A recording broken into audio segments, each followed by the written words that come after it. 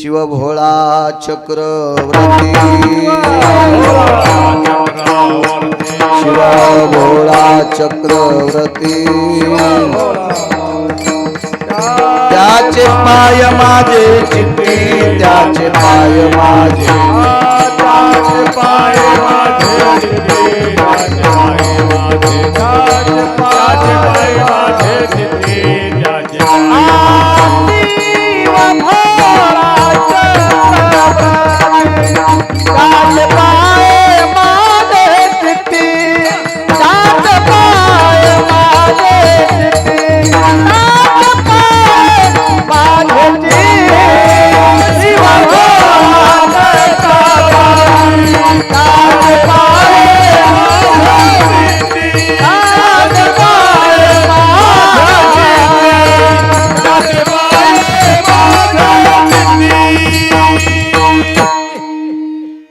दुःखाची निवृत्ती सुखाचे ते सुख पाहता श्रीमुख गोविंदाचे रंगनी रांगत गुलगुला बोलत आसुर रुळत चरण तळी प्रस्तुत प्राप्त प्रसंग निवडलेला अभंग विश्वमान्य विश्वभूषण विश्वाधिकार विश्वप्रिय देवमान्य शांती संत शिरोमणी नामदेवराय यांचा कालापर प्रसंगातील प्राप्त प्रसंगी निवडलेला अभंग विठाला विठाला प्राप्त प्रसंगी निवडलेला अभंग माझ्या नामदेवरायांचा आहे. संत शिरोमणी नामदेवराय या अभंगाद्वारे नमूद करतात की ज्याला दुःख घालवायचं असेल त्याने विटेवरच्या मालकाचं मुख बघा. पाहता श्रीमुख गोविंदाचे त्या भगवंताचं मुख बघितलं की दुःख जात. ही त्या रूपातली ताकद आहे. ते पाहण्यासाठी अडचण नाही, ते पाहण्यासाठी नियमाची चौकट नाही, आणि असेल तर ते नियम साधे येत एकदम साधे परवडणारे नियम आहेत. पंढरपुरातल्या मालकाच्या भेटी करता जर जायचं असेल असे काय अडचणीतले नियम नाही, ते एकदम साधे सरळ नियम आहेत. आमच्या अंतकरणातला भाव शुद्ध असावा, कोणाविषयी विरस्या नसावी, आपली पत्नी सोडून जगातल्या प्रत्येक स्त्रीला माई समान मानायचं, चंद्रभागेचं स्नान करायचं, एखाद्या वारकऱ्याचं कीर्तन ऐकायचं आणि विटेवरच्या मालकाचं प्रसन्नपणाने मुख पाहायचं, त्याचं दर्शन घ्यायचं, दुःख निवारण होतं. मात्र पथ्य इतकं आहे, हे पथ्य सांभाळलं की त्या मालकाचं मुख बघितलं की दुःख जातं. आहे कसा तर द्वापार युगातलं वर्णन केले. रंगनी रांगत गुलगुला बोलत आसुर रुळत चरण तळी. आता तो बघणं शक्य नाही आपल्याला. आता कसं पाहू शकतं त्याला? आता जर बघायचंच असेल तर तो विटेवर आहे, त्याला बघा. त्या काळातलं वर्णन आहे. अंगणात रांगायला लागलेला आहे, गोड बोलायला लागलाय, साधा आहे. नामा म्हणे हाती लोणियाचा उंडा गवळणी त्या तोंडा भोललिया. हातामध्ये लोण्याचा गोळा आहे. लोणी कोमलतेचं प्रतीक आहे आणि चित्त हे कोमल असावं असतं. लोण्यासारखं मऊ निष्पाप ज्याचं चित्त आहे असा व्यक्ती त्याच्याकडे गेला की त्याचं दुःख जातंय. त्याचं मुख इतकं सुंदर आहे की त्याचं मुख बघत असताना गोपी सुद्धा भुलून गेल्या. गवळणी त्या तोंडा भुललिया असा साधा सोपा सरळ अभंगाचा अर्थ. विठाला विठाला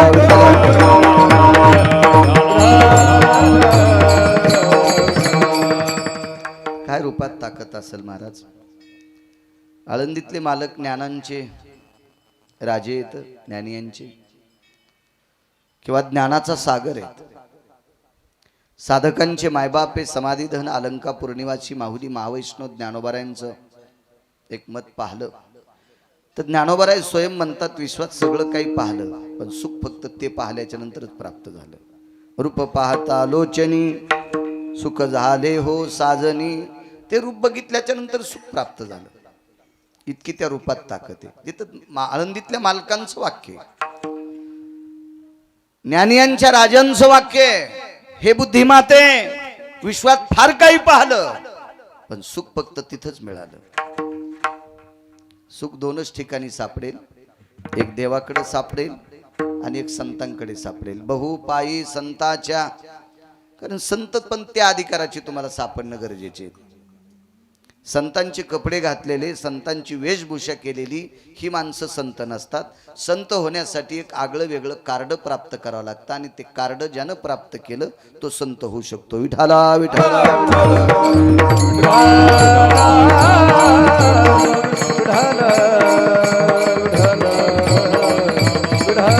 आणि त्या संतांकडे गेलं की दुःख निवृत्ती आहे. विटेवरच्या मालकांकडे गेलं की दुःख निवृत्ती आहे. भगवान बोरेश्वराकडे गेलं की दुःख निवृत्ती आहे. तुम्ही आम्ही सुखाची शर्ट घातलीत,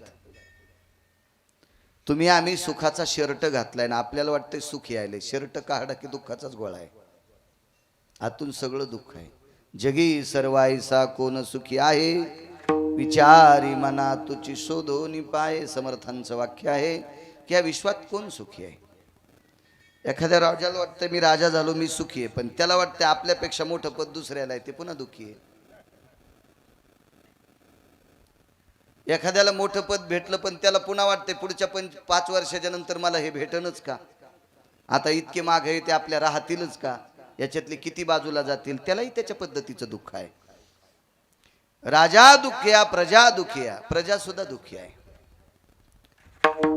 प्रत्येक जण दुःखी आहे, त्याला काही ना काही दुःख आहे. याच्यातून मुक्त व्हायचं असेल तर पाहता श्रीमुख गोविंदाचे पुन्हा एकदा तुम्ही आशीर्वाद देत राहा. बोलण्याचा प्रयत्न करेल.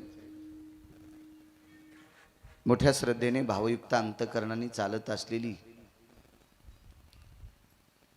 ही गोडशी परंपरा भगवान बोरेश्वराचा विश्वनाथाचा महाशिवरात्रीचा पर्व काळातला उत्सव आहे. आणि या परम पावन उत्सवात याही वर्षी प्रसादाचं कीर्तन करण्याचा योग माझ्यासारख्या सर्वसामान्य व्यक्तीकडे आला, ते माझं परम भाग्य आहे. भगवान बोरेश्वराच्या चरणी साष्टांग प्रणिपात करतो, दंडवत करतो, नतमस्तक होतो. या अधिष्ठानाचे सर्व आदरणीय हरिओम बाबा एक साधं व्यक्तिमत्व. मी रात्री बोलून गेलो, अत्यंत प्रांजळ.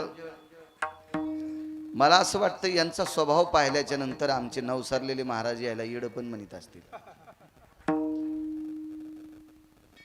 कारण जरा जुरा टेकीतले. आता जिच्या गळ्यात जास्त दागिने आहेत का ती कमी दागिनेवालीला हळदी कुंकू देत नसती. हा तिच्या मनाचा शहाणपणा आहे का मूर्खपणा आहे तिची तिला माहिती आहे, पण माझ्या मतानं ती मूर्ख आहे. कारण पुढचीच्या गळ्यात दागिने जास्त असले तरी बी काय तुला काही एकदानी काढून देणार नाही, आणि नसले तरी तू हे उपसून घेणार नाही. सौभाग्यवती स्त्रीनं जिच्या कपाळावर कुंकू आहे तिला हळद कुंकू देत जावा, हा तिचा धर्म आहे. पण आपल्याकडं तसं नसतं. जिच्या गळ्यात जास्त दागिने तिला संक्रांतीच्या दिवशी आधी वाण देणार, तिला मोठं वाण देणार, गुळाचं ढेकूळ तरी देईन, चांदीचं भगवतील देईन, आणि गरीबाच्या बाईला चहा गाळायची चाळणी देईल, नाही तर शॅम्पूची पुडी देईन. होंडी होशील होंडी, केस राहणार नाही तुझ्या डोक्याला, केस केस. मग जसा हा तुमच्याकडे भाव आहे तसा आपल्या माणसात सुद्धा भाव आहे ना. धनवंता लागी सर्व मान्यता आहे, जे की असू द्या ना, आसन धनवंताला मान्यता. आपण मालकांच्या अभंगाला तडा जाऊ द्यायचा नाही, पण पैशावाला एक माणूस भेटला आणि ते म्हणला मी 13 लाखाला गादी विकत घेतली. गादी विकत, संपत बाप्पा 13 लाखाची गादी झोपायला. आता 13 लाख रुपयाची गादी म्हणल्यावर ती कशी असेल काय असेल, पण मला काय असं मोठाडपण वाटलं नाही. त्याला वाटलं असेल बाळू महाराज जरा असं म्हणतील, बापरे 13 लाखाची, मी कशाला म्हणू. मी रावणाला ओव्हरटेक केलेले लोक महाराष्ट्रात पाहिले, तुला चोंबळायला माझ्या गोळ्या थोड्यात संपल्यात. मी असे लय पाहिलेत ना, लय पाहिले. वाहवालेले पाहिले, वरी गेलेले पाहिले, थुत्र मातीत घातलेले पाहिले, खालून जळालेले पाहिले, वरून जळालेले पाहिले, वरून कपडे चांगलेत आतून टेंबा लागलेले पाहिलेत. त्याच्यामुळे मी काय असं मोजीत नाही ना, आणि मला काय अशी गरज बी नाही काही कुठाण्याची. 13 लाख रुपयाची गादी. म्हणलं वा वा, झोप मस्त येत असेल. बायको म्हणली काय नाही येत, पसाभर गोळ्या खाते तर मग झोपत येत. मग काय करायची 13 लाखाची गादी, अंगावर घेऊन घासलेट टाकून फुकून घे. काय करतो त्या 13 गादीची. अरे आम्ही कितीतरी चांगले आहेत, ज्या दिवशी कीर्तन नाही त्या दिवशी बटन दाबितो, पाणी देतो, थकलो तिथंच दांडाला पोत उशाला काळ्या मातीत झोपत होत. गर गर गर गर झोप लागती. आणि काय करायची तू ही 13 लाखाची गादी, गोळ्या खाल्ले शोतूल झोप येत नाही, तू का सुखी आहेस का. काय नसते महाराज, सुख मानायचं असते. सुख मानायचे सुख. एकानं सांगितलं माझ्याकडे 500 कोटी रुपये आहेत, मग तू चांदीच्या भाकरी आणि सोन्याचं पिठलं खातो का. नाही, तुलाही गहू ज्वारीच्या बाजरीच्याच भाकरी खाच्यान सुमळ्या, मग आमच्यातून तू काय फरक आहे? उलटा आम्ही जास्त साखर पाड्याला चहाही घट घट पिऊ. आम्ही पोहे खाऊ, तुरीचं वरण खाऊ. हे तुला वरण म्हणलं की तुझ्या पोटात स्टो पेटतून, पोहे म्हणलं की तुझ्या पोटात बॉम्ब पेटतो, इतकी तुला ऍसिडिटी आहे. आणि साखरेचा चहा आणि गुळाचा चहा प्याला की तू येते इंडिकेटरच लागते, तू लगेच जालना पाहावं लागतं. चलो जालना हॉस्पिटल. तिथं आहेतच आमचे उशेच आहे मग तुझी साखर तपासायला. मला सांगा, एवढे मोठे पैसे असून तुला पदार्थ खाण्यासाठी लाल लाईट लागलेला आहे. अरे आम्ही कोणतं खान, काही खान, कुठं झोपा, काही नाही आम्हाला. याला सुख म्हणायचं, याला सुख म्हणायचं. पैसे लय असले म्हणजे लय सुखी आहे का? अद्याप नाही, अद्याप नाही. चला, प्रत्येक जण दुःखी आहे. पैशानं सुख नाही, पदानं सुख नाही, एखाद्या मानानं सुख नाही, सन्मानानं सुख नाही. सुख असल ते फक्त संतांकडे आणि देवाकडे. आपल्याकडे सुखाचा बाजारच नाही. आणि असला सुखाचा बाजार तर तो बाजार आहे. हो, ते तुमचा बाजार करील. तुमच्याकडे सुख कसं भेटेल? ते विकत घ्यायची वस्तू नाही. काय माणसं देखाव्याला मानते. काय ते महाराज आहेत बापा, त्याला 1 कोटीची गाडी आहे. आणि महाराज मोठ्या गाडीत आला म्हणजे विद्वान असतो का? मी तुम्हाला गाडीचं सांगितलं ना काल, मै जिरवायला आलतं एक जण. हा, त्याला म्हणलं त्याची जिरव, त्याची. मै काय जिरवतो? रात्री सांगितलं का नाही तुम्हाला? गाडीवर काही नसतं राजू. कोणाला गाड्या बसायला आहेत, कोणाला बी गाड्या बसायला आहेत. हो, गाडीवर महाराज नाही, पैशावर महाराज नाही. महाराज हे आचरणावर. आय थोरपण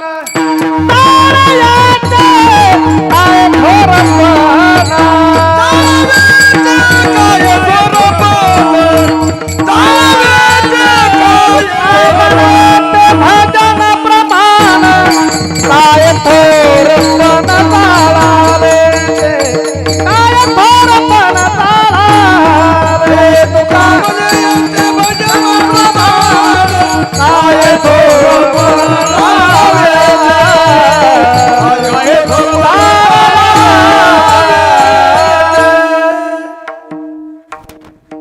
इथं सात्विकपणाला किंमत आहे, आचरणाला किंमत आहे, थोरपणाला किंमत नाही. मी रात्री बोलून गेलो, मी बोलत गोड असेल, पण माझी पण एक अर्धी चूक होत असेल, ती या महात्म्याची होत नसेल. मी स्पष्ट वक्ताय, स्पष्ट वक्ताय, स्पष्ट वक्ताय. कारण सांगू का काय चूक होत असेल? मी एखाद्याचा, मी कोणाच्याही पाया पडणार नाहीच आणि पडणारही नाही. रगिले मी. ते म्हणला मी गाथा पाठ केला, मी तुया पडणारच नाही. तू गाथ्यासारखा वागतो का तर तुया पडणार. ते म्हणे मी ज्ञानेश्वरी पाठ केली, तू ज्ञानेश्वरीतल्या ओळीसारखं वागतो का तरच मी तुया पाया पडणार. पण हा महात्मा तो पण विचार करणार नाही. म्हणून मी या लोकांचं ऐकतोय. मला बरी वाटते त्या अशी माणसं. फारशा VIP लोक आहेत, मला असं गुद मारल्यासारखं होतंय. या नाना या. विठाला विठाला विठाला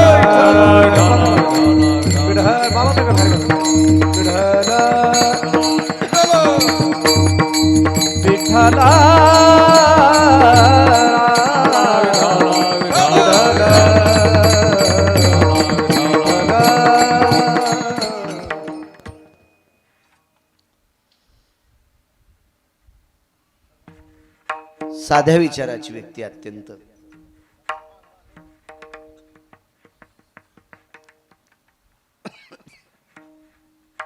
गोडस व्यक्तिमत्व, आदरणीय हरिओम बाबा. पुनश्च एकदा अशा सात्विक तात्विक सदाचारी वारकऱ्याच्या चरणी प्रणाम करतो आणि माझ्या वाणीवर अभंगावर येतो. रात्रीप्रमाणे आजही आदरणीय मुंबरे नाना आलेले. नाना तुम्हाला पुनश्च धन्यवाद. ते कोण पेटून दिले ते तिकडचे वाटते. असू द्या, असू द्या. हो मी हवं नाही. मला वाटलं पंतराळ्याच पेटून दिले. त्याला एखाद्यानं काढीन जरसं का असं ठीच करा म्हणजे जाळ लागतो त्याचा. तुम्ही बसा बाबा ठीच करा तिथं. एखाद्याने ते हवन कुंड आहे ना असं काडीनं थोडंसं ठीच करा म्हणजे ते नारळ पेटतील.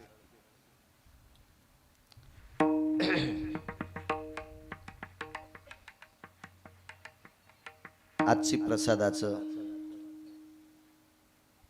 महाशिवरात्रीच्या पर्व काळाचा पारण्याचा आजचा प्रसाद आहे.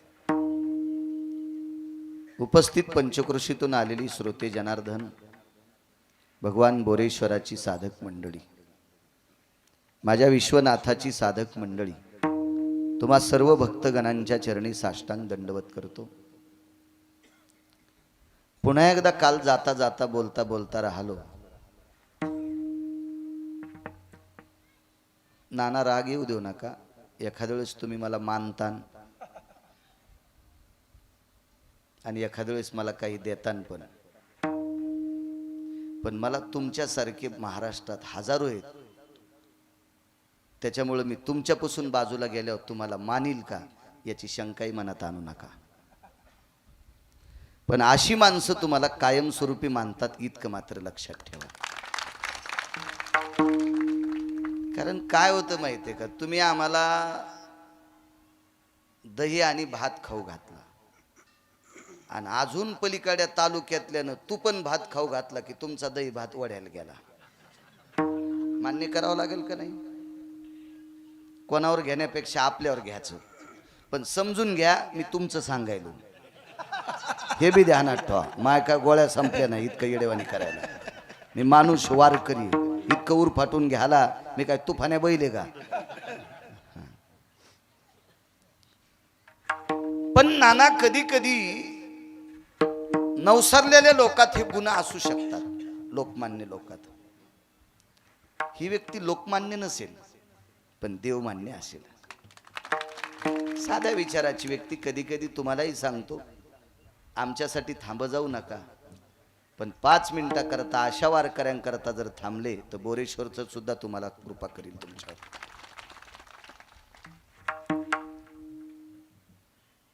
पुनश्च एकदा बोरेश्वराच्या चरणी दंडवत करतो. प्रकाश महाराज आहेत. एक सोबती तुमच्या वयाचं पाहिजे. आता पाले मामा वय झाले, आता वय झाले, घाशी तर म्हातार. पण ते कसं असतं आता ते जर शिशितुडे आले आणि बीबीवाले ढेर पेरायचं राहिलं अर्धा एकर. आता ते लवाजमा सगळा तिपणीचा घरी आणला पण म्हाताऱ्याला कुठं राहत. म्हाताऱ्यानं आंबाड्या फेकल्या, आंबाड्या फेकल्या मग फासाठी केली.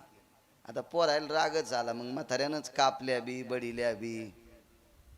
आता ते आलात ना ताण, मग ते फासाटीनं यानं त्यानं इतकं काय मिळ नसतं बसत ना. आता रेटी तर म्हातारं काय करणं, तर वय झालंय. त्याला गंज वाटत असेल मी प्रकाश बुवा सारखा हो, पण आता कसं होता येईल. आता तुम्ही पुढे गेले ना ते आता नसते. विढाला विढाला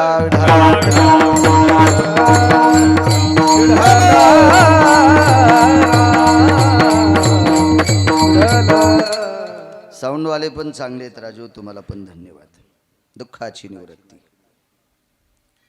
भारत त्या रूपात एवढी मोठी ताकद आहे. पाहता श्रीमुख गोविंदाचे. कितीतरी माझ्या ज्ञानोबा राहायचे, माझ्या तुकोबा राहायचे, माझ्या नामदेव राहायचे, माझ्या नाथबाबांचे, माझ्या सावताबाबांचे, माझ्या शेना महाराजांचे, माझ्या रविदासांचे, मीराबाई, जनाबाई, सखुबाईंचे, निवृत्तीनाथांचे, सोपानदेवांचे, मुक्ताई साहेबांचे कितीतरी पुरावे भगवंताच्या मुखाच्या बाबतीत तुम्हाला पाहायला भेटतील, ऐकायला भेटतील. काय रूपात ताकद आहे त्या. संक्रांतीचा सण आहे.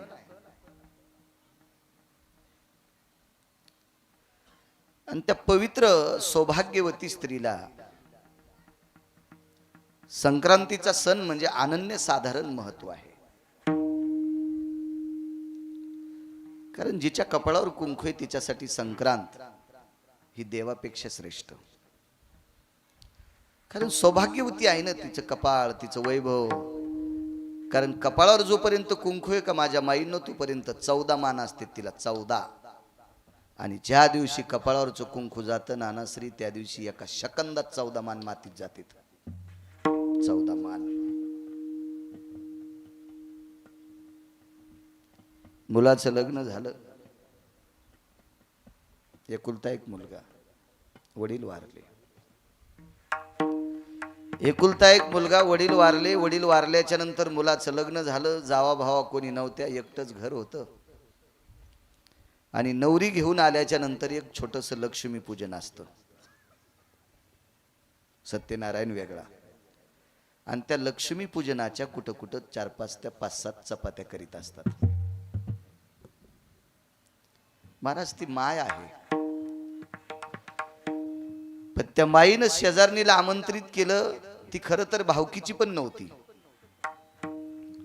आणि तिला सांगितलं बाई माझ्या मुलाचं लक्ष्मीपूजन आहे लग्नातलं आणि त्याच्या 5-7 चपात्या तुला टाकावं लागतात. मग बाई मी तुमच्या भावकीची नाही, तुमची आमचं तुमचं सोयरेचं नातं नाही, काय नाही, तुम्ही मला कसं आमंत्रित केलं. बाई तू फक्त हिंदूची आहेस आणि तुझ्या कपाळावर कुंकू आहे म्हणून ह्या 7 चपात्या तुला करता येतात. मी माय जरी असेल पण विधवा आहे. काय शिस्त, काय मर्यादा लावून दिली महाराज आपल्या संस्कृतीमध्ये. काय नाविन्य. माझ्या माईंनो कपाळाच्या मालकाला जप जा.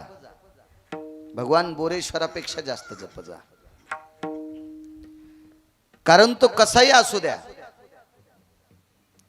एखाद्या वेळेस एखाद्या बाईला तिच्या इतका नवरा हुशार भेटला नसेल, नाही भेटू दे, पण तो आहे तोपर्यंत तुला 14 मान आहेत. नाना तो ज्या दिवशी जातो का त्याची 14ची 14 मान संपत्तीत. बाहेर काढ्याबरोबर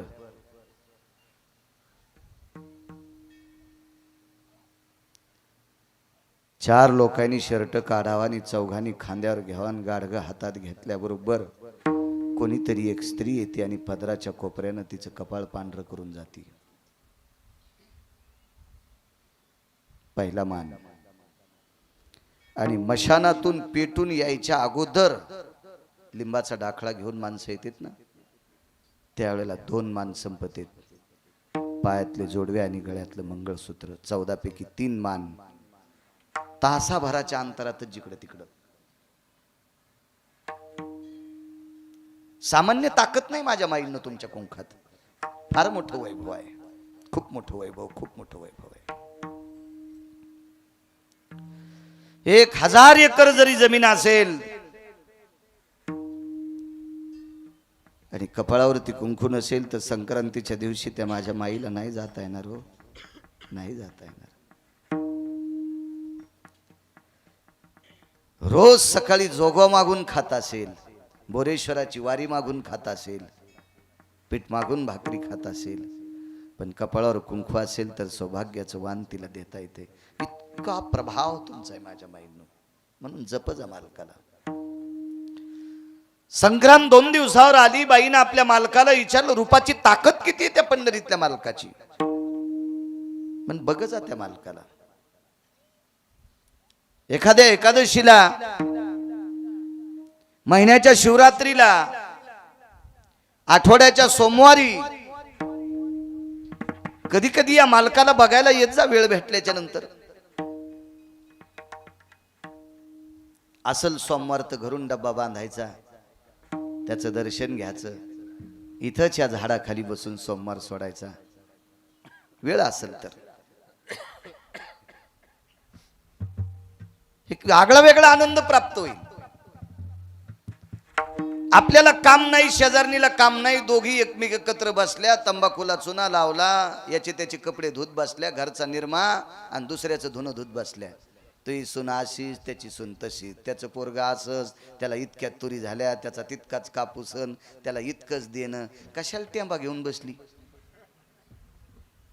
डोसक्यावरला मंडप पेटला, तू ह्याचा अंगावर इस्तू पडेल, कशाला लोकांची धुणी धुती. त्याच्यापेक्षा जर काम नसेल आणि वेळ असेल तर इथं याचं दूध बसा. या मंदिरातल्या मालकाचं धुणं दूध बसा. ते तुमचं जीवन उज्ज्वल करून टाकील, अख्खं जीवन तुमचं पवित्र करून टाकेल. कशाला भरक्याच्या हाताला अंगाला हात लावता. जे सगळ्या अंगानं भरून माखून गेलेत नका यांच्या सानिध्यात राहू. बघा बुद्धिजीवी माणसं वेळ देत नाहीत ना कोणाला. ते त्यांच्या कामात वेळ देणार आणि रिकाम्या वेळात ते बिलकुल नालायकाला वेळ देत नसतात. बुद्धिजीवी माणसं सांगतोय बुद्धी तुमचं नाही. हा नाही तुमचं वेगळं असते. तुम्हाला चांगल्यापेक्षा नालायकाला जास्त टाइम द्यावा लागतो. कारण चांगले म्हणतील नानाला गडबड होती म्हणून राम राम नसन घातला, पण भंगिऱ्या म्हणतो नाना आता आम्हाला राम रामच घालीन दाखवतो पुढच्या पंचवार्षिकला. तुमचं राजकारणातल्याच वेगळं असतं बाबा. तुम्हाला सगळं भरक्यायचंच भेव तुम्हाला. कारण त्याची लाईनच जात नाही ना. ते कव्हा बोंबलते त्याचा मेळच नाही. पण बाकीच्या क्षेत्रात जर पाहतलं झालं तर बुद्धिजीवी माणसं वेळ देणार नाहीत. द्यायला तर ती चांगल्याला देतील. मग आपल्याला चांगला कुठं भेटल? आपण तितके पुण्यवान आहेत का आपल्याला चांगला भेटायला? चांगला मंदिरात आहे.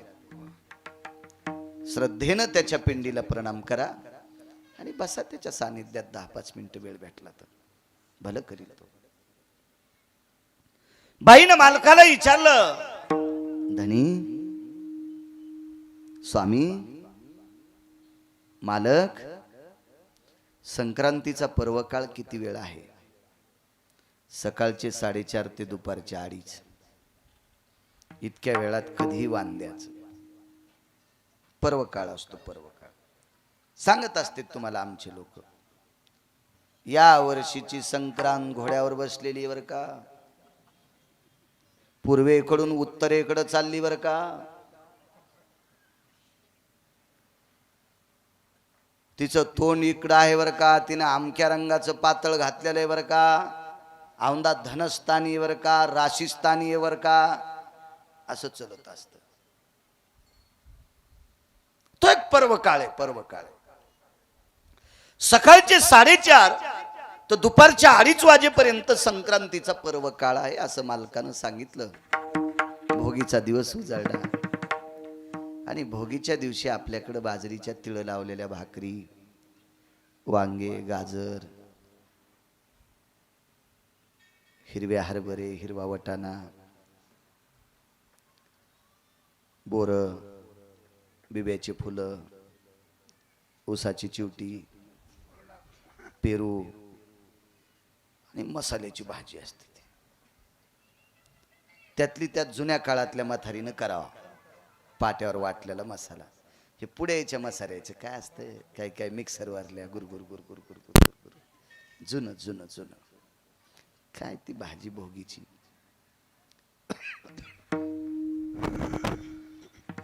पण या घरी कपाळाला लावायला तीळ नाही तर भाकरीला कुठून? एखाद्यानं सांगितलं बाजरी जर दाढाखाली धरली तर दुखती दाढ राहती, तर एक बाजरीचा दाना दाताखाली धरायला नाही. भाकरी कसली आली? तिळ कसले आलेत? महाराज वांग चित्रात पाहिलं नाही नाना, चित्रात वांग कसली भोगी आली. गाडग्याच्या पिठात पाणी टाकलं, त्या पिठाच्या गाडग्यात पाणी टाकलं, पांढरं पीठ लागलेलं होतं ना त्याला, त्याच्यात एक मिठाचा खडा टाकला आणि गुंडीभर पाणी टाकून गाडगं हालिलं आणि ते गाडगं गरम करून ते पाणी उकळून पांढरं पांढरं पाणी पिऊन टाकलं. इतकी परिस्थिती नाजूक. दुसऱ्या दिवशी संक्रांत. भोगीच्या दिवशी रात्रभर तुळशीपाशी भजन करीत बसली ती बाई. रात्रभर रात्रभर पोटातच काय नाही, कसली झोप येणार, कसली झोप येणार. मागच्यांचा थोडासा विचार करी जा. जीनच्या पॅन्टीवाले होत काही नाही. तुम्हाला किती वेदांत, किती शास्त्र, किती पुराण काही सांगितलं तर काय नाही, तुमच्या डोक्याच्या वरून जाते ते. सोपा परमार्थ आहे. घरच्यांचा मागच्यांचा विचार करा. माझ्या डोळ्याने एक बाई पाहिली, 4 आण्याचे शेंगदाणे आणले. 4 आण्याचे शेंगदाणे. एकादशीचा दिवस होता.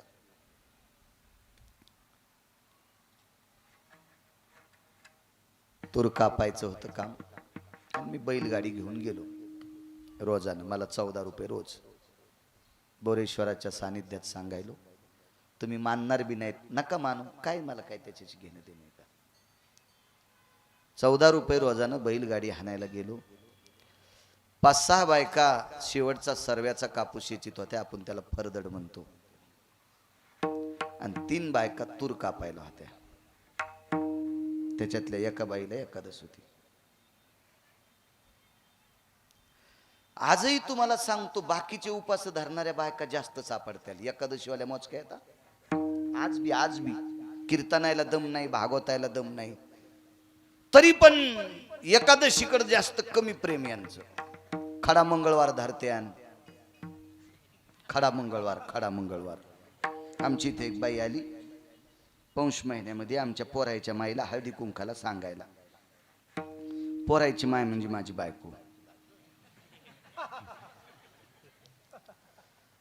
म्हणे बाई आमच्याकडे उद्याला हळदी कुंकू या तुम्ही. तर मी म्हणलं त्या बाईला चहा दूध कॉफी आग्रह केल्यावर तिनं दूध पिलं, पण उभ्यानंच पिलं. माया देखता खाली बसलीत नाही. मला थोडंसं वेगळंच वाटलं, अवघड काम आहे म्हणलं. बाईनं उभ्यानं दूध पिलं. काल दुपारचं कीर्तन सोपनराव बिडवेच्या तिथलं कीर्तन झालं संपत बाप्पा, आणि मी त्या शाळेचं बांधकाम पाहायला मला काकांनी नेलं. तर नाना त्या बांधकामावरच्या विटा आणि सिमेंटचं टोपलं देणाऱ्या बाईला कपाळाच्या पुढं टीचभर पदर होता.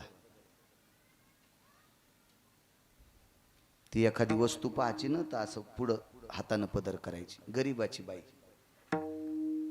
गरीबाची, ती राजस्थानची होती. कपाळाच्या पुढं टीचभर. काल दुपारचा प्रसंग आहे. आणि आपल्या कोट्या दिवसाची बाई शेतकऱ्यानं खांद्यावर आसूड सोडल्यावर आणि पदर सोडून चलती. काय हा कीर्तनाचा पुरुषार्थ आहे? हा भागवताचा प्राप्त झालेला पुरुषार्थ आहे तुम्हाला? हे रामायण ऐकून प्राप्त केलेला पुरुषार्थ आहे? हे शिवपुराण ऐकून केलेला पुरुषार्थ आहे? नाही. तुम्हाला गुण आला तर आपला रामायण शिवपुराण भागवताचा परिणाम झाला असं समजायचं. उलट मी बोंबलाय लागलोय, दरवर्षी 4-2 बाऱ्या बोंबलतोय कीर्तनात भागवतात. बाईनी नाचलं नाही पाहिजे भागवतात, बाईनी नाचलं नाही पाहिजे रामायणात, बाईनी नाचलं नाही पाहिजे शिवपुराणात. तुम्ही म्हणताल मेला आम्हाला का बंधन करतो? तुम्ही हरिपाठ उभ्यानं करा, पावल्या खेळा, पण तुम्ही तुमच्याच पाहिजे. मग तुम्ही आमच्यात घुसलात नाही, आम्ही तुमच्यात घुसलं की त्याचा परिणाम सांगू का तुम्हाला?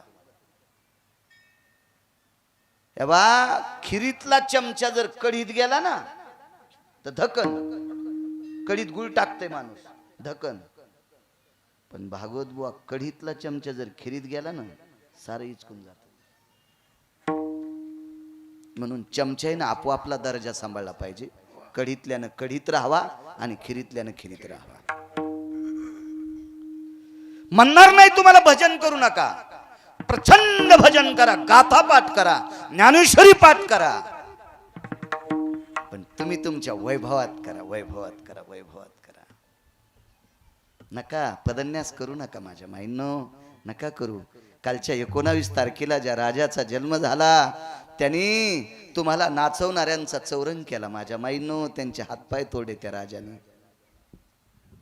काय पवित्र राजा जन्माला या देशाला, छत्रपती शिवाजी महाराज.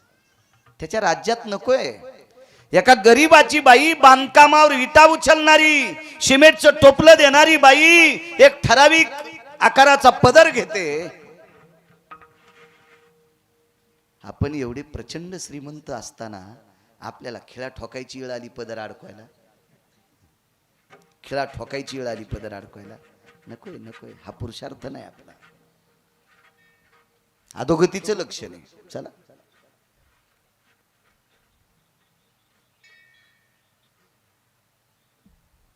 एक जण म्हणला या अधोगतीचं लक्षण कसं? तर कारण सांगतो.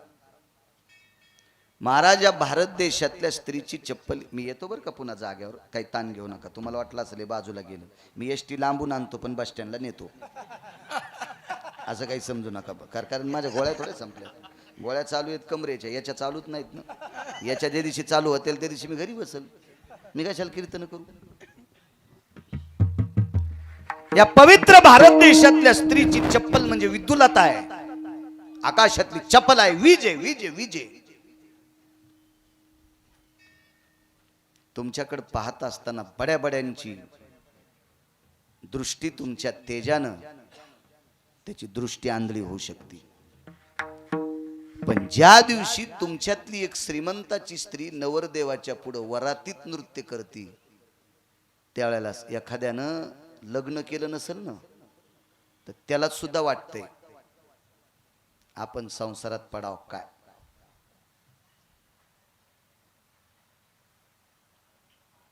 आणि सगळ्यात पैशावाल्यांनी भ्रष्ट करून टाकलं.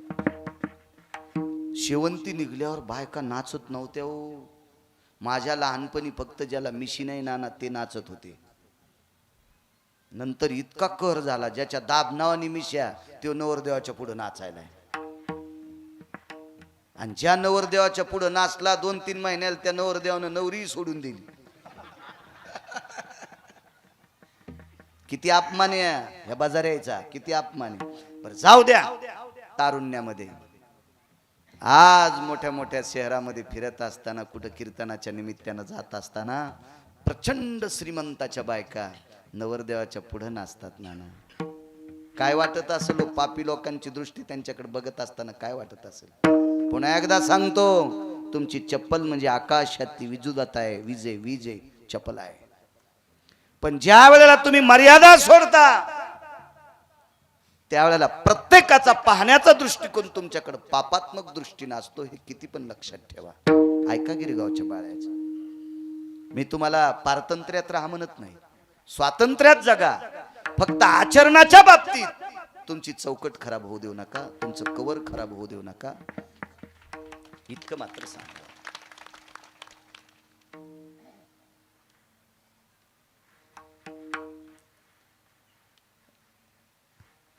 साधी वायू एकीला एकादश होती फक्त, इथपर्यंत आलतो ना. 4 आण्याचे शेंगदाणे आणलेले होते. 4 आण्याचे 1 छटाकभर शेंगदाणे होते त्यावेळेला. 4 आणे छटाक. फार जुना दिवस आहे. योगायोगानं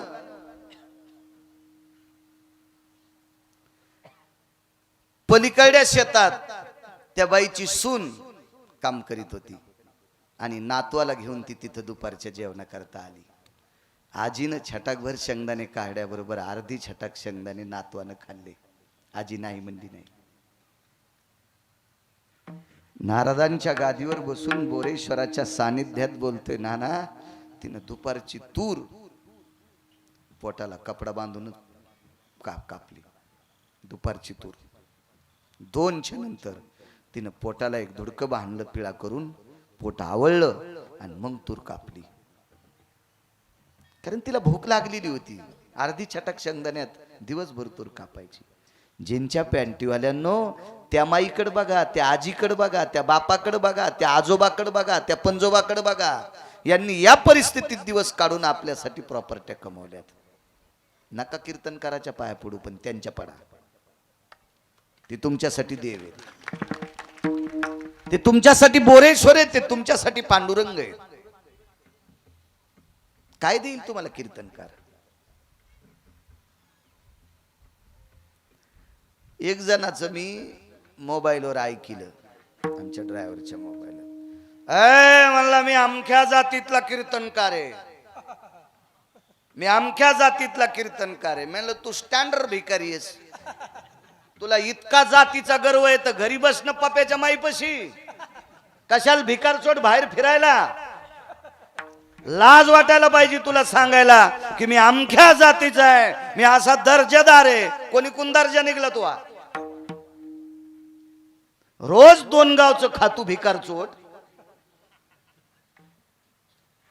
बाळू महाराजानं शहाणपणात त्या दिवशी बोलावं हरिओम बाबा, की त्यानं घर सोडून घर. आज बोरेश्वर संस्थानचं खाला की संध्याकाळी दुसऱ्याच गावचं खाला. की उद्या तर तिसऱ्याच गावचं, उद्या संध्याकाळी चौथ्याच गावचं, आणि त्यांना सांगावं अरे बेकार छोटेस तू इतकं कशाला गर्वानं बोलतो. मी रात्री सांगितलं संप्रदायात गाडी घोडी जात पैसे आदला प्रॉपर्टी ही नाही, इथं आचरणाचं कार्ड पाहिजे. त्यानं बघ बघ करायचंय. असे तर लय वाहवले, मोठे मोठे गेले वाहतन झिंजून घुसले गावात. हे नको सांगू दिवाळ्या. बघा रात्रभर भजन केलं बाईनं, इथपर्यंत आलतो ना. तुळशीपाशी भजन केलं, दुःखाची निवृत्ती सांगतोय. फारसे काले ऐकले तुम्ही. गिरगावकराचा जरा यागळा ऐकायचा. वासरं सोडे, वघारं सोडे, रूपकाची भाषा आहे, अलंकाराची भाषा आहे. अतिशोक्ती अलंकाराचं लक्षण मागच्या अवतारात जास्त होतं, पुढे कमी होतं. वेणीची दाढीची गाठ बांधली, ज्ञात आहे सगळ्यांना, प्रत्येक जण सांगत आलाय, त्याबद्दल काही दुमत नाही. कधी कधी हे ऐकण्याचा प्रयत्न करा. सकाळी 3:30 वाजता समुद्र स्नान केलं. येताना पाणी आणलं.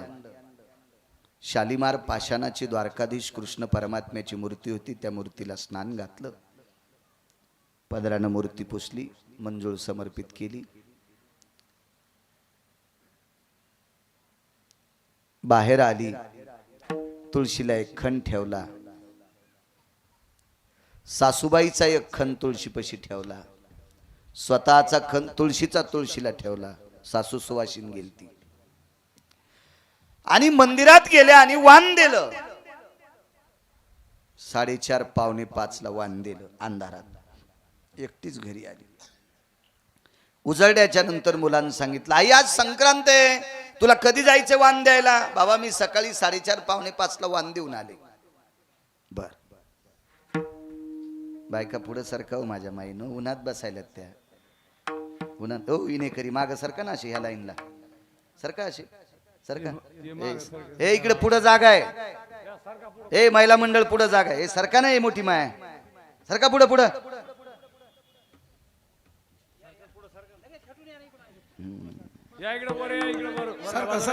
सरका सरका. मी का तुम्हाला जाताना नारळ तोडत मागणार आहे? सरका पुढे सरका. या या ना या. योग असा आला,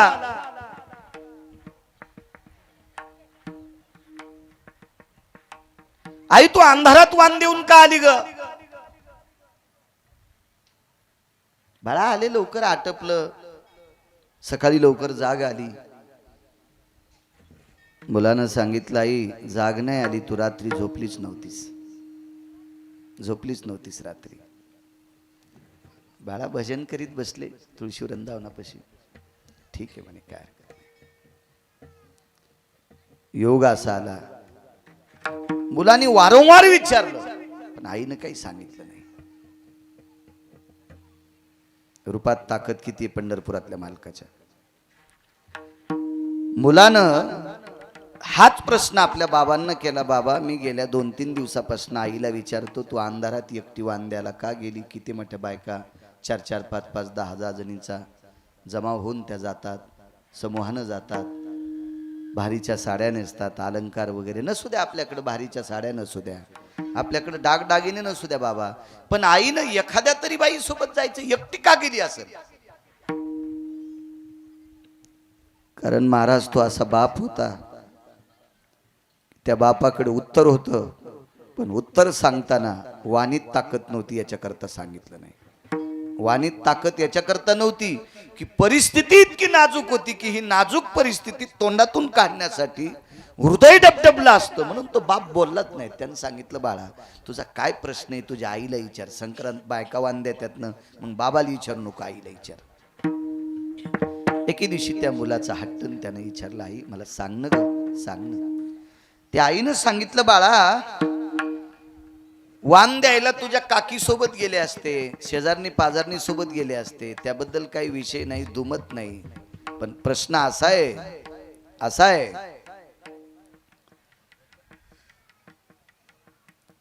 की बाळा, संक्रांतीच्या दिवशी चांगलं पातळ नव्हतं घालायला, साडी नव्हती नेसायला.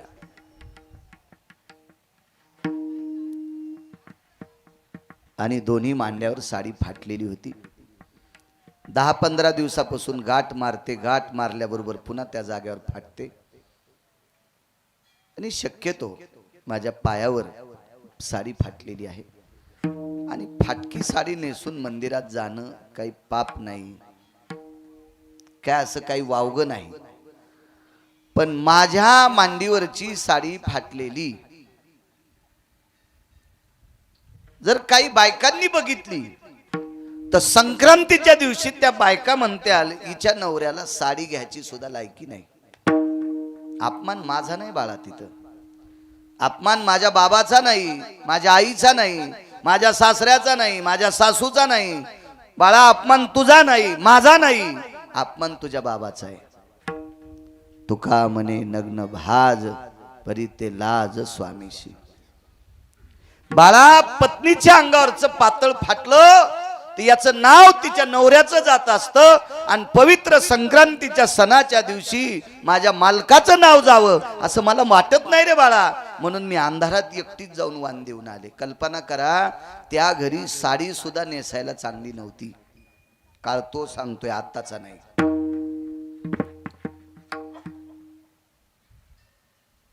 संक्रांतीच्या दिवशी जर बायकांसोबत वाण द्यायला गेली असती ती माऊली, तर किमान सुपारी इतका तरी तिळाचा लाडू आला असता, सुपारी एवढा तरी कोणी दिला असता.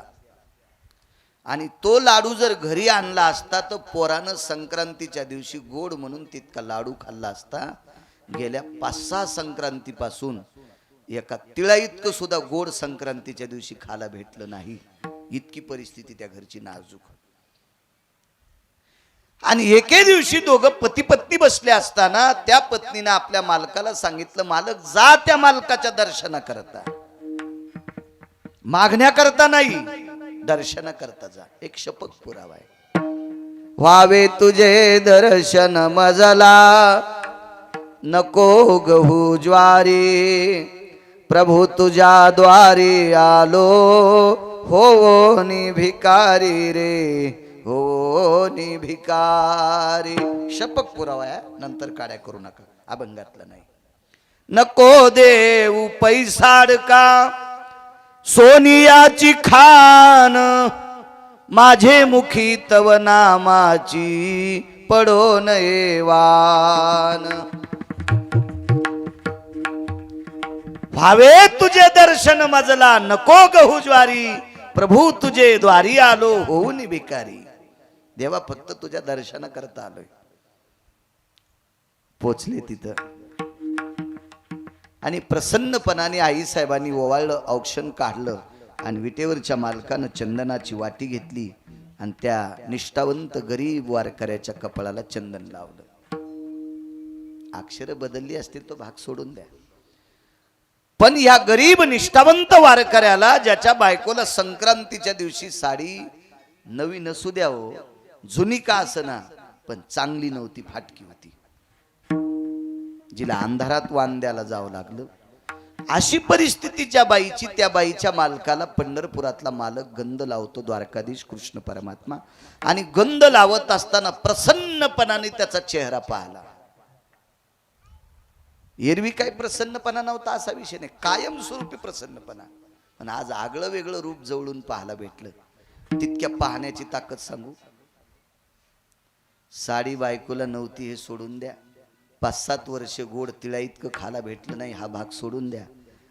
तितक्या पाहल्यामुळं गावातल्या म्हशीला, गाईला आणि बैलाला बांधायला साखळ्या सोन्याच्या. झोपड्यात राहणाऱ्या लोकांना सोन्याचे घर. शुद्ध भाव देखोनिया गाव स्वर्णाचा दिला गा, सोनियाचा दिला गा. महाराज इतक्या प्रसन्नपणाने जगाचा बाप पाहला, भाव शुद्ध होता. पाहता पाहणे दुरी सारोनिया.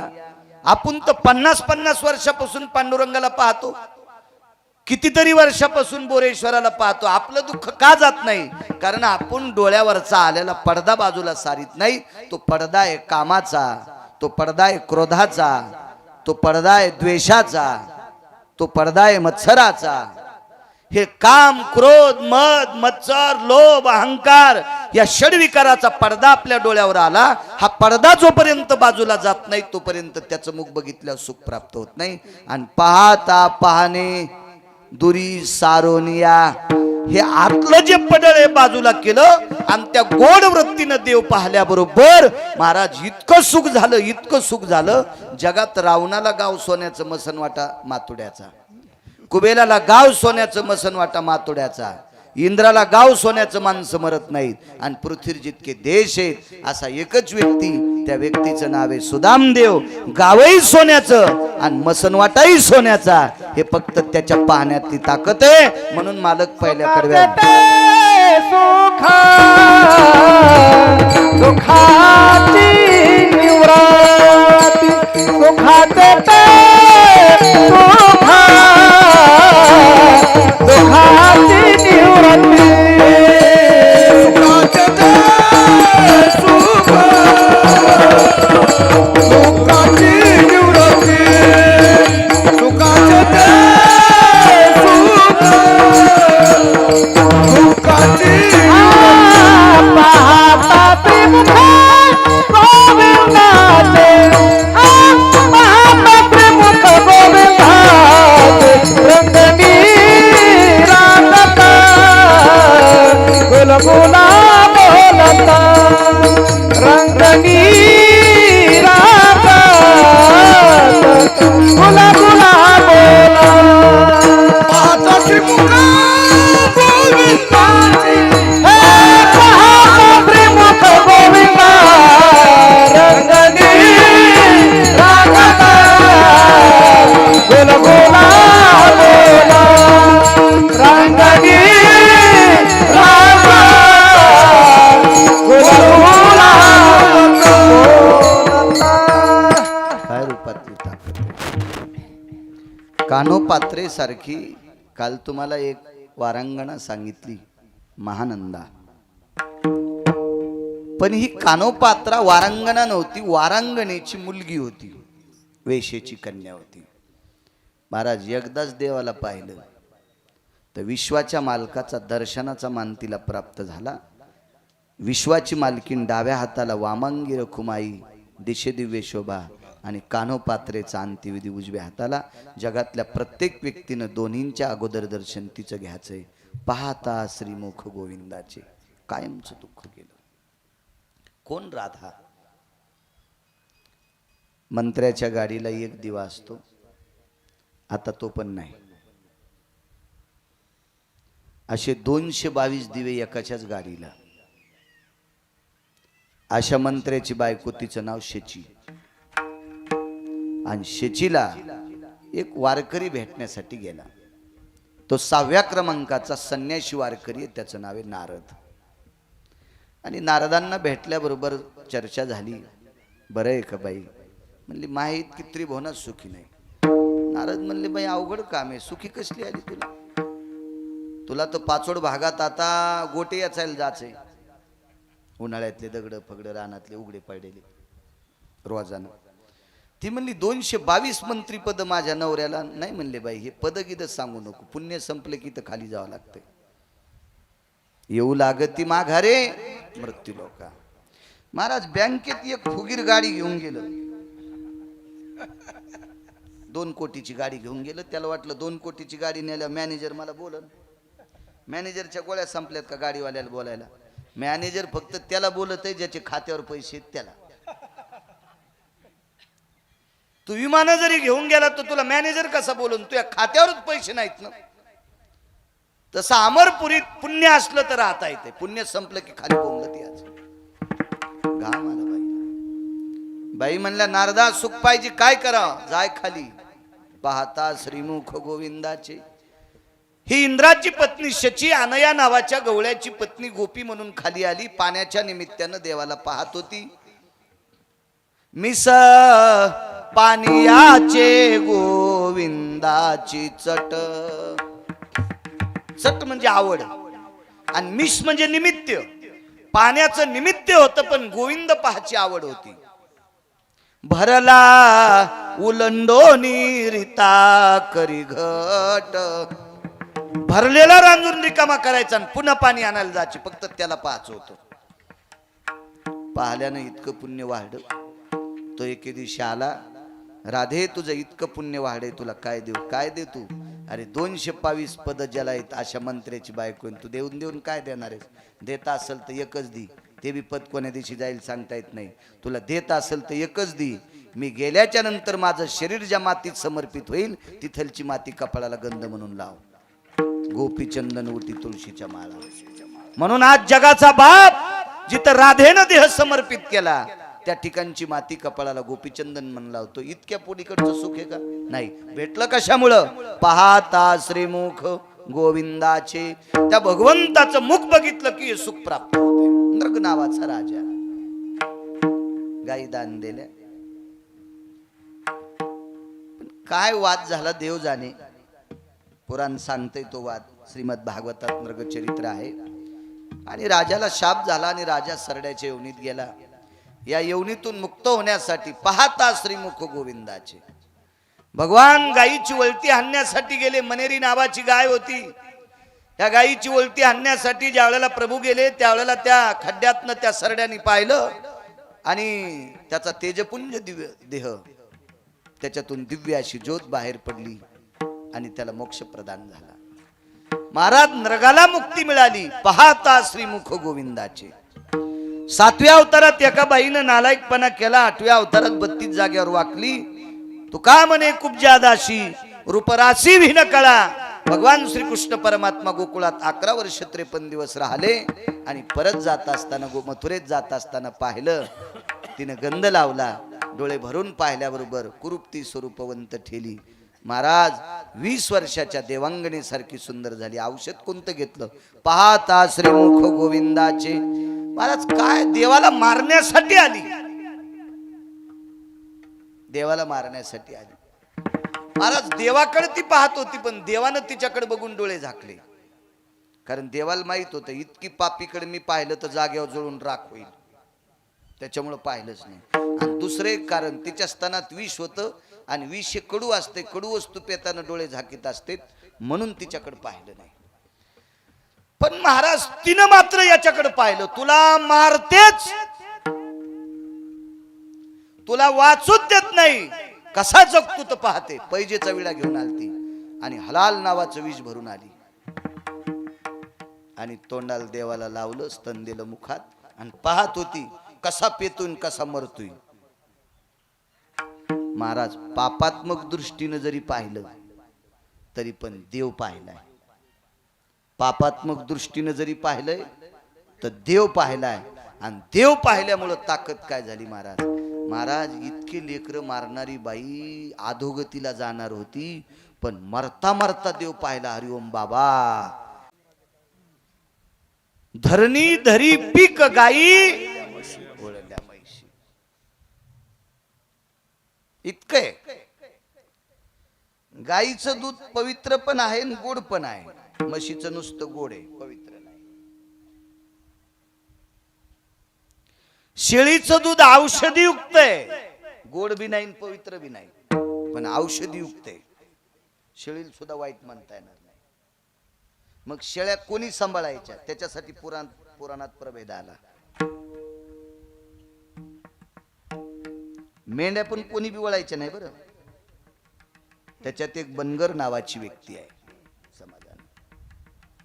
शेळी कोणी वळायची, मेंढी कोणी पाळायची, गुरुवर्य धर्म भास्कर वक्ते बाबा सांगायचे. 80 एकर जमीन तरी कोंबड्या पापा पापा ती ती ती ती पापा पापा ती ती ती ती आणि गाय एक पण नाही. वैकुंठवासी स्वर्गीय साहेबराव महाराज कोठाळकर सांगायचे. भेट नव्हते दादा कोणाला, भेट नव्हते. 80 एकर जमीन, गाय नाही गाय दारात आणि कोंबड्या पापा पापा ती ती ती ती पापा पापा या या या मसाल्याची भाजी केली तुम्हाला, या पाट्यावर मसाला वाटला आणि मसाला वाटायच्या आधी नेमकीच कोंबडीनं त्याच पाट्यावर कार्यक्रम केला. असं स्वर्गीय वैकुंठवासी कोठाळकर दादा म्हणायचे. गाय असं तुम्हाला इथून पुढचं जर जगणं, आपल्या भविष्यातले आपले नातू पंतू जर सुखानं राहावेशी वाटत असतील तर किमान बरं चाललंय त्याच्या दारात एक गाय असावा. महाराज उठतो की शेतकऱ्यावर सुटतो माणूस. आमचे महाराज शेतकऱ्यावर सुटायलेत, पुढारी शेतकऱ्यावर सुटायलेत, व्यापारी शेतकऱ्यावर सुटायलेत, डॉक्टर शेतकऱ्यावर सुटायलेत, शिक्षणातले शेतकऱ्यावर सुटायलेत. शेतकऱ्यानं गायी पाळावा. आणि तू 1 कोटीच्या बंगल्यात राहिला सुंबळ्या, तुझ्या दारात जर एक गाय असली तर तू बंगला तुझ्या बोकांडी पडन का? मी बी कोठाळकर दादाच्या जवळचाच आहे ना, लांबचा नाही ना, मला काय भीती वाटत नाही. बंगला काय याच्या बोकांडीवर पडन का? का बंगल्या सगळं फुकून द्यायचंय तुला? पाळणं एखादी गाय. अरे शेतकऱ्याच्या सोयाबीनच्या भावाचं मात्र झालं, काही मेळ नाही त्याला. हो आता तर 15-20 दिवस शिष्य चालूच नाही. आणि कशी गाय सांभाळायची त्यानं? पर त्यानंच गुत घेतलं का? तो मोती तयार करायला, ऊस तयार करायला, गहू ज्वारी पिकवायला, बस झालं नाही इतकं. तू गाय सांभाळणं बंगल्या पुढे एखादी. ज्या माणसाला 70-80 हजार रुपये पगार आहे तो कुत्री सांभाळायला. कुत्री, जर्मन शेपूट, जर्मन शेपूट आहे का नाही बाप्पा? हो पुन्हा काय काय नाव येतो त्या कुत्र्याचे, लॅब्राडॉनन, काय कोण डॉनन, कोणता कोणता टॉनन. हो कुत्री सांभाळायला तू कुत्री. आमची कुत्री दही आणि भात खाती. वा वा वा वा. तुझी माय ताकाला मिडकली रे. ताक नाही भेटलं तुझ्या माईला, ताक आणि कुत्रीला दहीन भात चारायला. पाळणं एखादी गाय, पाळणं एखादी गाय, एखादी गाय पाळणं. इतकी नालायक लोक झाली. उद्या जर आपल्या नातवा पंतवांचं भविष्य तुम्हाला चांगलं वाटत असेल, व्हावं वाटत असेल, या देशातला ओझोन स्तर थांबवायची ताकद फक्त गायीच्या पाठीत आहे, बैलाच्या पाठीत आहे. होरपाळून माणसं बंगल्यातली बंगल्यात मरतील. हे शिकवलं काम करीन. चालू रनिंग मध्ये गाडीच्या यशा फुटल्या, मधली मध्ये जळाली मोठमोठा लोक. म्हणून गायीवर प्रेम करा. चला वळू गायी. विटेवरच्या मालकांनी द्वापार युगात गायी सांभाळल्या. राष्ट्रसंत तुकडोजी महाराजांनी गोपाला गोपाला भजन बऱ्यापैकी गोडसं गायलं. गायीचं पालन असावा. काय होतंय आमदाराच्या दारात एक गाय असली तर?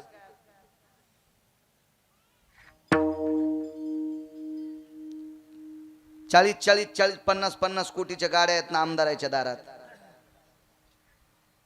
कॅमेऱ्यावर बोलायला मला भीती थोडीची. 2 गायी असल्या तर काय होते? मंत्र्याच्या दारात जर 5 गायी असल्या तर काय होते? अख्ख्या महाराष्ट्रात बाळू महाराज कीर्तन करायला नुसत्या नारळावर करतो का? मग 10 गायी गिरगावकराच्या दारात असल्या तर काय व्हाले? तू बंगला पडायला का बाळू तुझ्या अंगावर? मी लोकांच्या डोळ्यात बोट घालीत नाही ना. काय होतं? ज्या कीर्तनकाराचं चांगलं चाललंय त्या कीर्तनकारानं भागवत 2 गायी पाळायला काय हरकत आहे? अरे तुला 2 पायाची किती बेजार करायली सगळ्यालाच कळायले. हा किती बेजार करायली आणि तू नाही ऐकल्यावर किती उर फाटून घ्याली. बैलान उर फाटून घेतल्यावर कशी बी गाडी पालती होती की नाही? ही संसाराची गाडी सुद्धा उर फाटायली का नाही? अरे तिचाही मेंदू शांत होण्यासाठी शुद्ध गाईचं दूध खाऊ दे. तिलाही लाज वाटन, तिला नवरा कळन, तिला लेकरायची अस्मिता कळन, मुलीची अस्मिता कळन. पाळणं गाय चांगलं ज्या पक्वाद्याचं चाललंय त्याने एक गाय पाळायची. ज्याचं बरं चाललंय त्यानं बरं का. हा छान. हा हो घरी संघ कोण म्हणालो ती का पकवादाच्या दवालीला बांधायची काय. ज्या व्यापाऱ्याला परिसरातले 5-25 गाव त्याच्या दुकानावर माल किराणा भरीत असतील, औषधं घेत असतील, त्याची मेडिकल असेल, खता औषधाचं दुकान असेल, किराणा असेल, अजून कोणतं दुकान, तालुक्यातली बऱ्यापैकी लोक त्याच्या दुकानावर माल घेत असतील, त्या व्यापाऱ्याकडे 2 गायी असल्या तर काय व्हाले. सगळं शेतकऱ्याकडे नका लुटू. काय त्यानं तुमच्या बापाचा ठेका घेतला नाही, तुमच्या माझ्या बापाचा. आपली काय जहागिरी आहे का त्या शेतकऱ्यावर. आपण नुसतेच का ऊसातले डुकर, कोणीकडे बी जिकडे वाट भेटन तिकडे सोय. इकून फटाका वाजला की तिकडं, तिकून फटाका वाजला की इकडं, ऊसाचाच रागडा.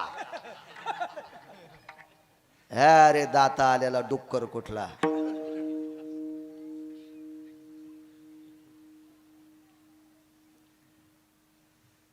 मस्त खुर्चीवर बसून काजूची परात, बदामाची परात, अंजीरची परात, पिस्त्याची परात, शेंगदाणे नाहीत खात.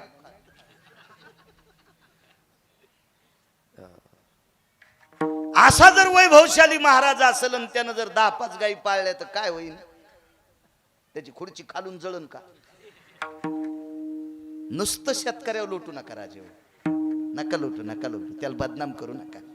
मरण का ते बिचारा शेतकरी. किती करायचं. सुरुवातीच्या 2 महिन्यामध्ये वातावरण दूषित झालं आणि टरबूज फक्त माणसाच्या डोसक्यावनीच लागले.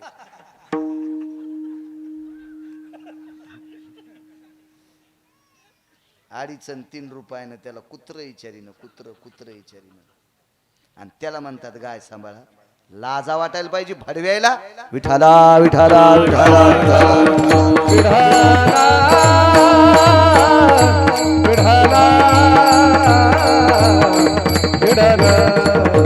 आम्ही एका जागेवर कीर्तनाला गेलो. मी पण म्हणत असतो महाराज दूध भाकरी घेता का. मी म्हणत असतो दूध कशाचं आहे.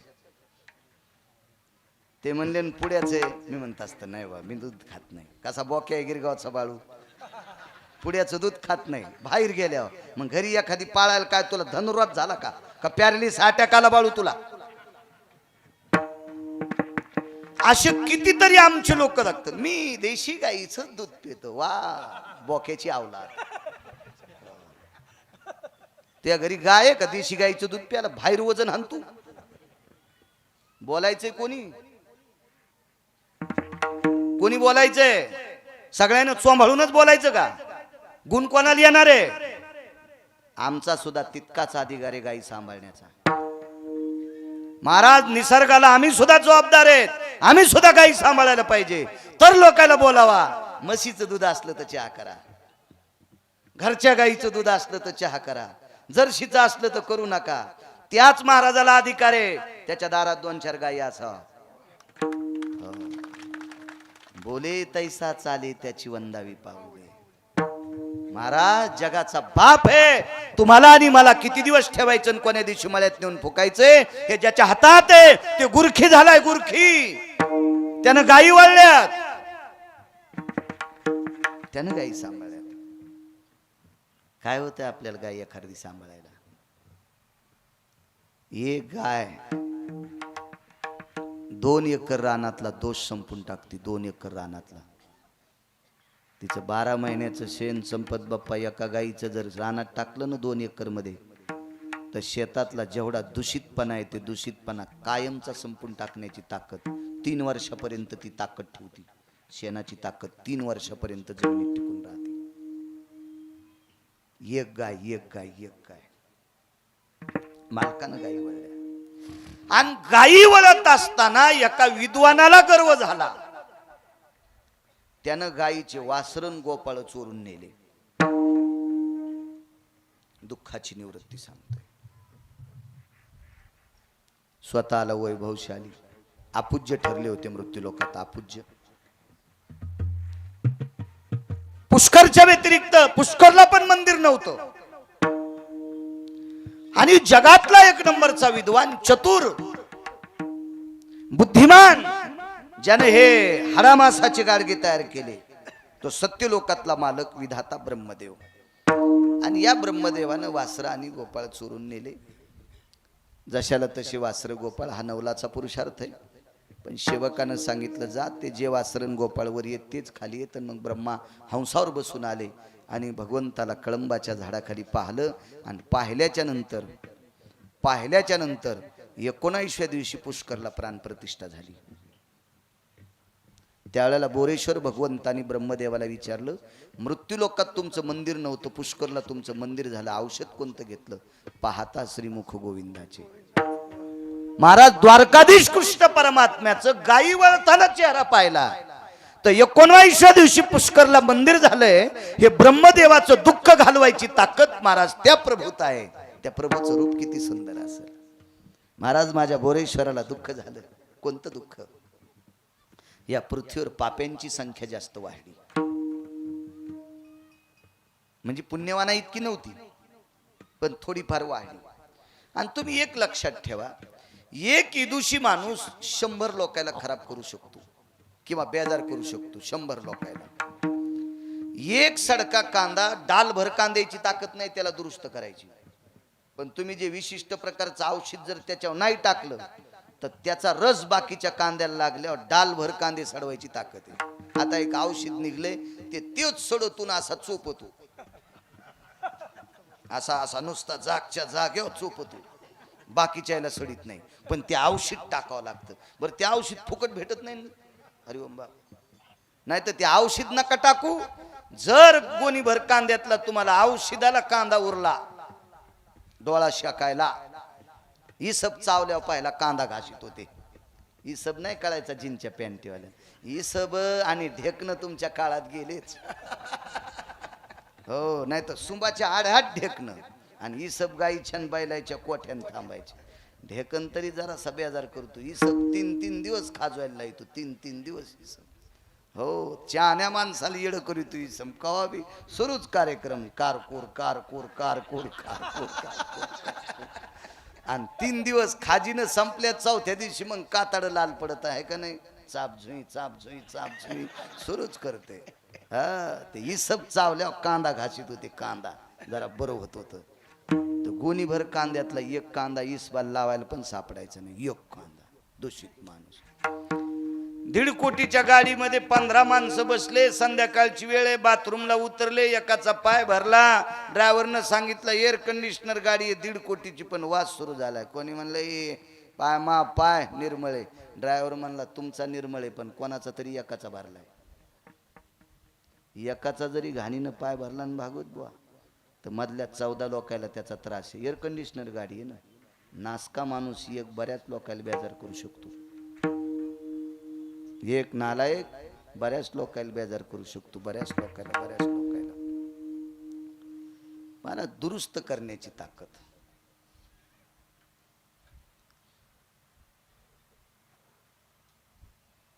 बघण्यासाठी ब्रह्मदेव आले. भगवान शिवजीचा विषय चालला. काही नालायकांची संख्या वाढली. कंस किती होते? एकच. आखी मथुरा बेजार नाही केली, मथुरेचा परिसर सुद्धा बेजार केला. कालयवन किती होते? एकच. परिसर बेजार केला. जरासंध किती होते? एकच. परिसर बेजार केला. शकुनी किती होते? एकच. हो, गांधार देशातून आला, बलुचिस्तान, तिथून बोंबलं तिथपर्यंत आला आणि भारत देशाला खराब केलं. या भारत देशातल्या राजाचे 100 पोरं पत्ते खेळायला लावले. एकटा शकुन्या, एकटा. जयद्रथ किती होते? एकटाच. द्रौपदीची साडी सोड्याला दुःशासन किती होते? एकटाच. मग एक किती चांगल्या लोकांना बेजार करू शकते. मग अशा काही ठराविक लोकांची, नालायकांची संख्या वाढली आणि माझे बोरेश्वर दुःखी झाले.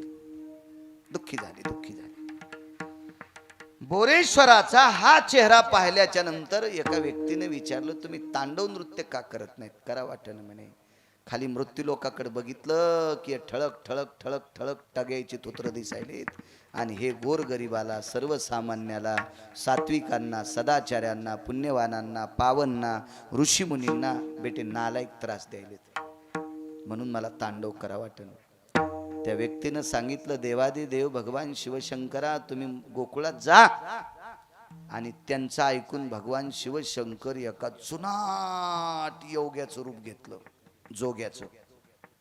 चुनाट चुनाट चुनाट जोग्याचं रूप घेतलं आणि द्वादशीच्या दिवशी गोकुळात आले. द्वादशीच्या दिवशी गोकुळात आले आणि द्वादशीच्या दिवशी गोकुळात आल्याच्या नंतर आलक ठोकली, शंख वाजिला. अनुहत वाजती पुंगी, बाबा जोगी आला रे जोगी, ए जोगी आला रे जोगी बाबा. अनुहत वाजती पुंगी, रे बाबा जोगी आला रे जोगी. तो जोगी आलेला आहे तिथं. नंदराजाला सांगितलं, नंदराज दिखा दो अपना बालक. नंदराजानं सांगितलं, चिमुरडे ते बायकाच्या हातात असतं, मी कशाला घेऊ बाबा, काय पाहिजे ते घ्या. पण ते गहून ज्वारी न्याला हे जोगी येतोय. ह्या जोग्यानं हरिओम बाबा डोळे उघडे ना, तर उद्या ज्वारी कापायला जायचं का, ती कापायला जायचं कामच नाही. अशा गारा पाडीत नाही कधी, अशा गारा पाडीत अशा. आम्ही एकदा गोठाचा कांदा लावला, असा कांदा आला, त्या साली 75,000 रुपये क्विंटल बी होतो. 75,000 रुपये क्विंटल. 16-17 क्विंटल बी झालं असतं. 4-5 कंपन्यावाले पाहायला येऊ लागले. दररोज 2-2 हजारांनी वाढ करीत. 76, 77, 78, 79 पुस्तूर गेलं. असा गिरगावचा पाळ्या फुगला. अरे बाप रे, काय बियाचे पैसे होते तांबदा. स्वप्नात पण म्हणू लागला, कांदा कांदा. आमचं शेजारी म्हणलं, तुमच्या घरातून कांद्याचं रातच्या काय ऐकू आलो. आम्ही म्हणलं, काय नाही बा, मला झोपीत बी कांदा आठवायला. बया लावल्या, आज सौदा द्याला आणि 75% कांद्याचे गोठ ते खुडायला आले. बया लावल्या 25%, मग काही जरा वलसर होते. तर संध्याकाळी 1:30 वाजता पाऊस आला. असा पाऊस आला की लिंबापेक्षा लहान गार नव्हतीच. मग तहसीलदार सर्वे करायला आला. गुडघ्या इतका त्याला ते स्वाक्स, त्याचा त्या कमराला पाटा. तहसीलदार सकाळी सकाळी प्याला नव्हता. म्हणजे असे सगळे तहसीलदार पेत नाहीत, कारण का सगळे तहसीलदार पेत येत आज थोडंच असते, लय पेणारे बी असते. त्याच्या संघ आलेले दोन्ही तलाठी मात्र पहाटच पेलते. तर ते म्हणले, फोन आलाय बाळू महाराज गिरगावकराचा, त्यांच्या कांद्याचं शेत बघायचंय. इतका मोठा कांदा होता, गारगुंडानं रात्री गेला. तर हे दोन्ही तलाठी तूर पाहू लागले. कांदा इतका कस काय वाढा. अरे मी म्हणलं, कांद्या ते तुरीचे झाड आहेत, सड आहेत, सड तुरीचे, कांदे नाहीत. इकडे चल, इकडे चल, इकडे इकडे. म्हणजे पहाटच पेलेले होते. पहा,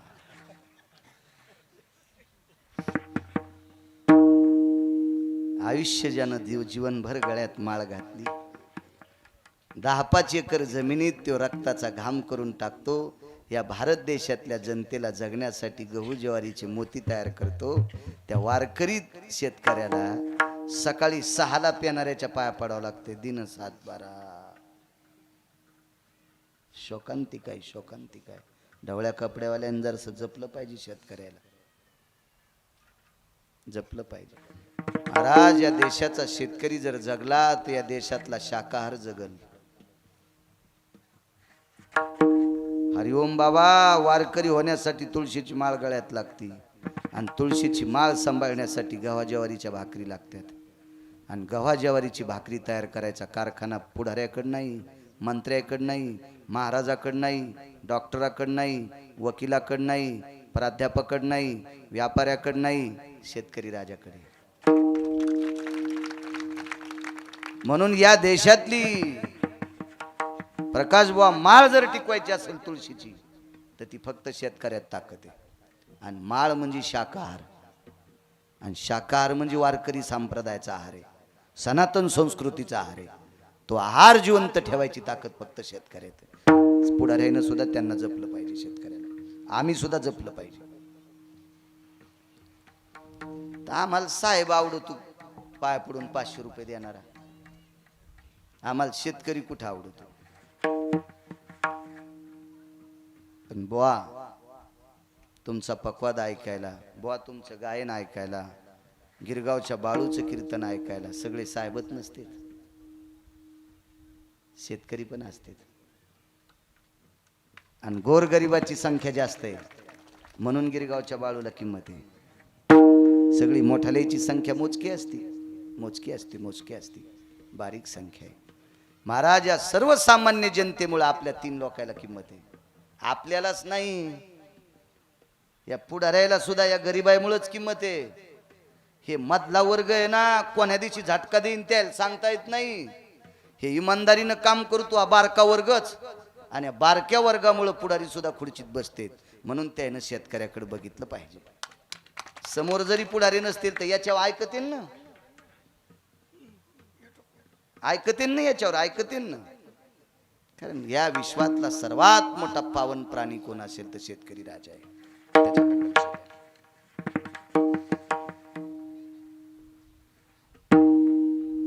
तहसीलदार म्हणला बाळू महाराज इथे कांदा लावलाच नव्हता.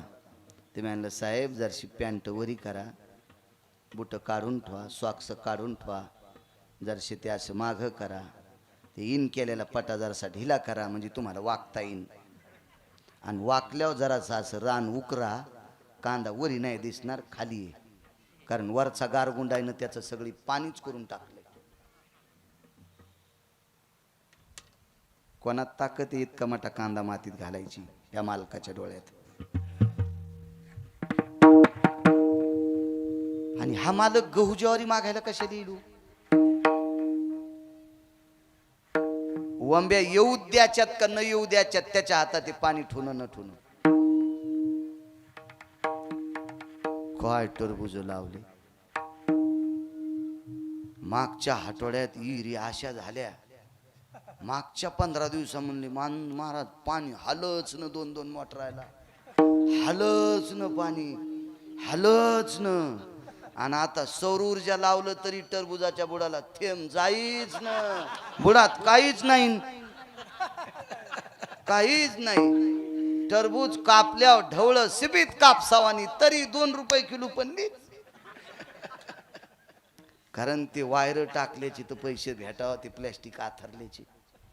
ही ताकद त्याच्यात आहे, त्याच्यात ताकद आहे महाराज. गरीब प्राणी शेतकरी, ज्याचं उघड्यावर दुकान आहे तो माझा शेतकरी राजा आहे. तो गहू ज्वारी बाजरी मागायला नाही आला, मी तुमचा मुलगा पाहायला आलो. शेवटच्या टप्प्यात बोरेश्वरानं सांगितलं नंदराज तुमचा मुलगा आणि मी मित्र येत. नंदराजाने विचार केला, पांढरी शुभ्र दाढी झालेला जोगी आहे आणि आपलं पोरग काल परवाच आहे, मित्र कसे असतील? जोगी दिसतो विचित्र, त्याला 3 नेत्र, चर्म वेगळे नाही वस्त्र, मनवी तुझा मित्र बाळा जो रे कुलभूषणा, निजबा नारायणा बाळा जो रे कुलभूषणा. योगी आला से विश्रामा, निजबा नारायणा बाळा जो रे कुलभूषणा. काय योगी आहे महाराज? ए योगी दिसतो विचित्र, विचित्र आहे, जटाधारी आहे, डोक्यावर गंगा आहे, नाही वस्त्र, अंगावर कपडा नाही. मनवी तुझा मित्र बाळा जो रे. यशोदा म्हणते बाळा, आणि तो योगी म्हणायला मी मित्र आहे तुझा. बाळा जो रे निजबा नारायणा बाळा जो रे कुलभूषणा, निजबा नारायणा बाळा जो रे. मित्र आलाय तुझा. खत खत खत खत हसू लागलो, पाळण्यातलं पाय फेकू लागलो, हात फेकू लागलो, अंगठा चोखू लागलो, पायाचा अंगठा चोखू लागलो, मुठी चोखू लागलो. प्रसन्न मी कधी पाहिन त्या जोग्याला. पदरात बांधून आणलं आणि जोग्याला दाखिलं कैलासावर आले आणि तांडव नृत्य केलं.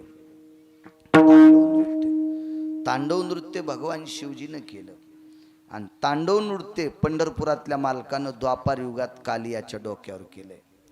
तांडव गती मुंडन पर नाचत गिरिधारी तांडव